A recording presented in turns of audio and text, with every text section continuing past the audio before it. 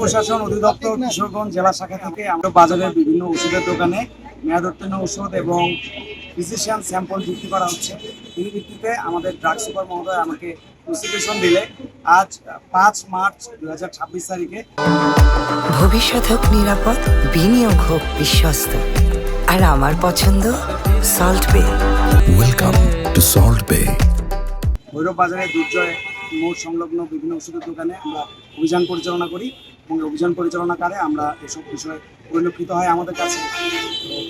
মেয়াদোত্তীর্ণ ওষুধ, physician sample রাখার অপরাধে এবং একই সাথে তাদের যে লাইসেন্সগুলো মেয়াদ উত্তীর্ণ হয়ে যাওয়ার কারণে ৩-৪টি প্রতিষ্ঠানকে ওষুধ ও কসমেটিক্স আইন ২০২৩-এর ৪০ ধারার খ, গ এবং ঘ ধারায় টোটাল ৪টি মামলায় ১৮,০০০ টাকা জরিমানা।